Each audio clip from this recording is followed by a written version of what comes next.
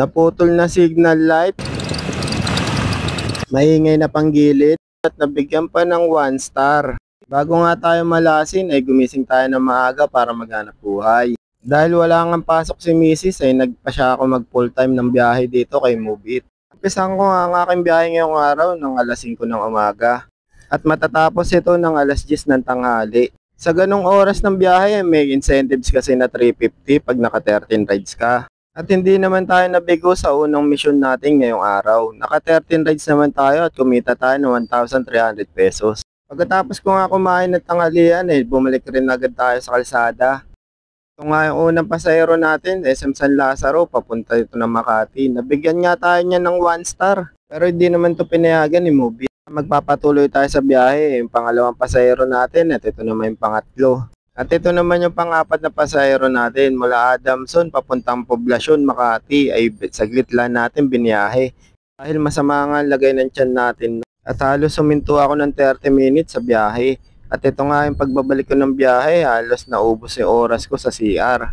At ito naman yung pang-anim nating pasahero, na-pick up lang natin siya doon din sa pinagbabaan ng pang-lima nating pasahero. Mula The Rice, Makati, papunta nga ito ng Guadalupe.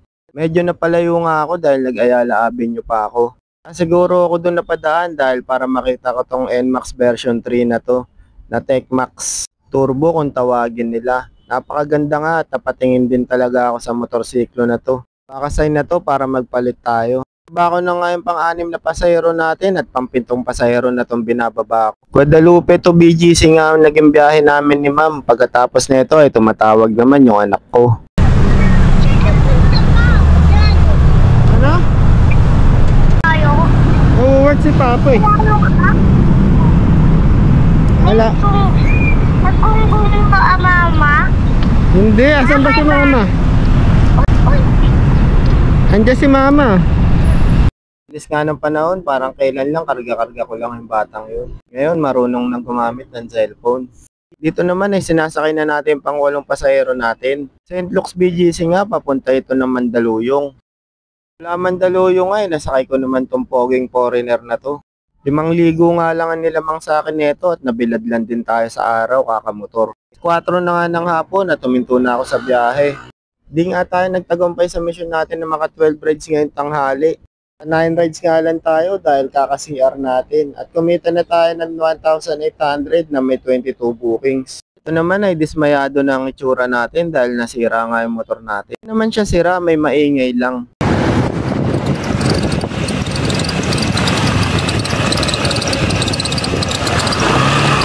Pag may mga ganyan tumutunog sa motor natin ay hindi tayo napapakali.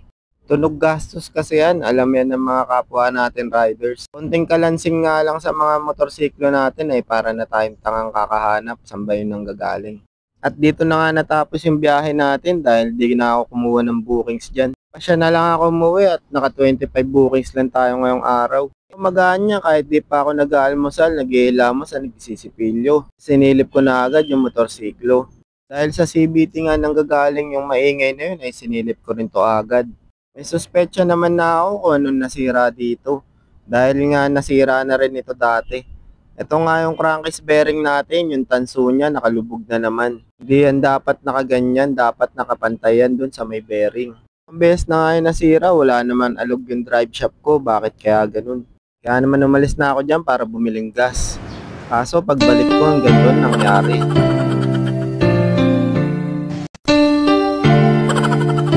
Balik ko nga, putol na yung signal light ko. Bumili lang ako ng gasolina kasi nga lilinisin ko na rin yung panggilid natin dahil nakabukas na nga ito.